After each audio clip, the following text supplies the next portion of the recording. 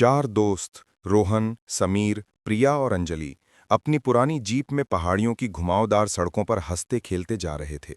उनका प्लान था शहर के शोर से दूर पुरानी वीरान शांति निकेतन सैनेटोरियम में एक रात गुजारने का, जो दर्शकों से बंद पड़ी थी। लोगों का कहना था कि वहां आज भी मरीजों की आत्माएं भटकती हैं, जिन्हें कभी शांति नहीं मिली। जैसे ही वो चारों सैनेटोरियम के विशाल जंग लगे गेट के सामने पहुंचे, शाम का धुंधलका गहराने लगा था। इमारत किसी विशालकाय दानव की तरह खामोश खड़ी थी, जिसकी टूटी खिड़कियां मानो हजारों राज छिपाए हुए थीं। हिम्मत करके वो अंदर दाखिल हुए। अंदर हवा में एक अजीब सी बास थी, सड़न, दवाइयों और एक अनकही उदासी की मिलीजुली गंध। देखा, मैंने कहा था ना, यहां कुछ नहीं है। समीर ने अपनी आवाज में झूठा आत्मविश्वास भरते हुए कहा और हिम्मत दिखाने के लिए लोहे का भारी दरवाजा अपनी पूरी ताकत से धकेल दिया। खटाक की एक गगनभेदी आवाज के साथ दरवाजा बंद हो गया। उसके बाद एक ऐसा सन्नाटा पसरा जो किसी चीख से भी ज्यादा डरावना था। उन्होंने अपनी टॉर्च जलाई, जिसकी रोशनी धूल के कणों में नाचती हुई अजीब आकृतियां बना रही थीं। उन्हें जरा भी अंदाजा नहीं था कि यह दरवाजा बंद करना उनकी जिंदगी की सबसे बड़ी और आखिरी गलती साबित हो सकती है। ग्राउंड फ्लोर एक पुराना रिसेप्शन एरिया था।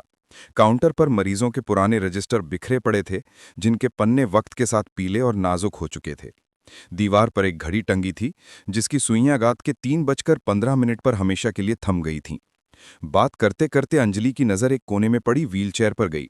अचानक बिना किसी हवा के झोंके के व्हीलचेयर का एक पहिया हल्का सा घूमा। तुमने वो देखा? अंजलि ने कांपती हुई आवाज में पूछा। क्या? कुछ नहीं हुआ, समीर ने उसे टाल दिया, पर उसकी खुद की आंखों में एक पल के लिए खौफ तैर गया था। वो सीढ़ियों से पहली मंजिल की तरफ बढ़े। हर कदम के साथ हवा और ठंडी होती जा रही थी। ऊपर मरीजों के वार्ड थे। हर कमरे में लोहे के बिस्तर थे, जिन पर अब सिर्फ जंग लगे स्प्रिंग बचे थे। एक कमरा बच्चों का वार्ड था। दीवारों पर बने कार्टून के चित्र अब फीके पड़ चुके थे और अंधेरे में उनके मुस्कुराते चेहरे शैतानी लग रहे थे। प्रिया को अचानक किसी बच्चे के खिलखिलाने की हल्की सी आवाज सुनाई दी। उसने पलट कर देखा, पर वहां कोई नहीं था। उसे लगा शायद ये उसका वहम है। सबसे आखिर में एक कमरा था, जिसका दरवाजा बाकियों से अलग और ज्यादा भारी था। दरवाजे पर पीतल की प्लेट पर लिखा था, ऑपरेशन थिएटर। हिम्मत करके रोहन ने दरवाजा धकेला। अंदर का मंजर देखकर चारों की रीढ़ में सिहरन दौड़ गए। बीचों बीच एक पुरानी ऑपरेशन टेबल थी, जिस पर गहरे काले धब्बे थे, जैसे किसी ने उन्हें धोने की बहुत कोशिश की हो, पर खून के निशान मिटा न सका हो। एक ट्रे में सर्जरी के औजार अभी भी पड़े थे, जिन पर वक्त की मोटी परत जम चुकी थी। तभी बाहर मौसम बिगड़ने लगा। तेज हवा के साथ बारिश शुरू हो गई और खिड़की के टूटे शीशों से टकराती बूंदों की आवाज किसी के रोने जैसी लग रही थी। उन्होंने खिड़की से बाहर अपनी जीप को देखने की कोशिश की।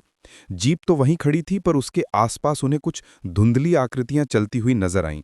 वो पुराने जमाने की नर्सेज और डॉक्टर्स की यूनिफॉर्म में थीं। पहले उन्हें लगा ये बारिश और धुंध की वजह से उनकी आंखों का धोखा है। वो सब ऊपर वाली मंजिल पर भागे और वहां से देखने के लिए खिड़की खोली।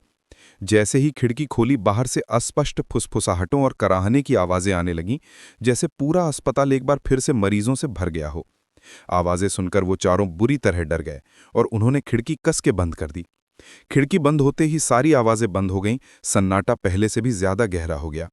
अब उनका नशा और रोमांच खौफ में बदल चुका था। उन्हें समझ आ गया था कि वो यहां फंस चुके हैं। उन्होंने फैसला किया कि वो सब एक साथ रहेंगे और सुबह होने का इंतजार करेंगे।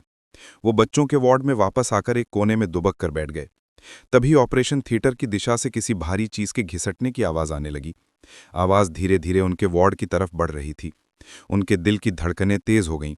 आवाज ठीक उनके दरवाजे के बाहर आकर रुक गई। कुछ देर खामोशी रही और फिर दरवाजे का हैंडल धीरे धीरे नीचे घूमने लगा। क्रीक की आवाज के साथ दरवाजा खुला। बाहर कोई नहीं था, पर जैसे ही उनकी नजरें फिर से कमरे के अंदर घूमी, उनके होश उड़ गए।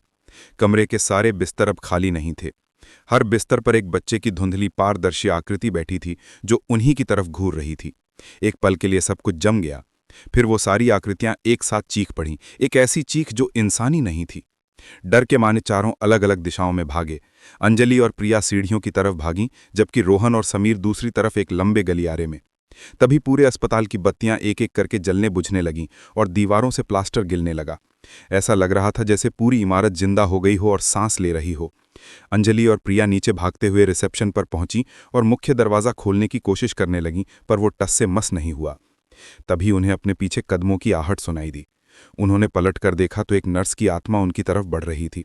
उसके हाथ में एक बड़ी सी सुई थी जिससे कोई काला तरल टपक रहा था। ये देखकर प्रिया तो एक तरफ भागी, लेकिन अंजलि डर की मारे वहीं जम गई। नर्स ने उसके पास आकर वो सुई उसकी गर्दन में घोंप दी। अंजलि की एक दर्दनाक चीख निकली और वो वहीं ढेर हो गई। ये देखकर प्रिया का खून जम गया। वो पागलों की तरह एक खिड़की की तरफ भागी और उसे तोड़कर बाहर कूद गई। पहली मंजिल ज्यादा ऊंची नहीं थी, कूदने से उसकी टांग टूट गई पर जान बच गई। वो दर्द से कराहते हुए किसी तरह घिसटते हुए अपनी जीप की तरफ बढ़ी। उधर रोहन और समीर बलियारे में भाग रहे थे। उनके पीछे कई आत्माएं पड़ गई थीं। भागते भागते समीर का पैर लड़खड़ाया और वो गिर पड़ा। इससे पहले कि रोहन उसे उठा पाता, आत्माओं के झुंड ने उसे घेर लिया। रोहन ने सिर्फ समीर की आखिरी चीख सुनी और फिर सब शांत हो गया। रोहन जानता था कि अब वो अकेला है। वो भागता हुआ छत पर गया, ये उसकी आखिरी उम्मीद थी। छत पर पहुंचकर उसने नीचे देखा। प्रिया जीप के पास पहुंच चुकी थी, पर चाबी रोहन की जेब में थी। रोहन ने चाबी नीचे फेंकने के लिए जेब में हाथ डाला, पर तभी उसके पीछे वही डॉक्टर की आत्मा आ खड़ी हुई, जिसके हाथ में एक जंग लगा आरी जैसा औजार था।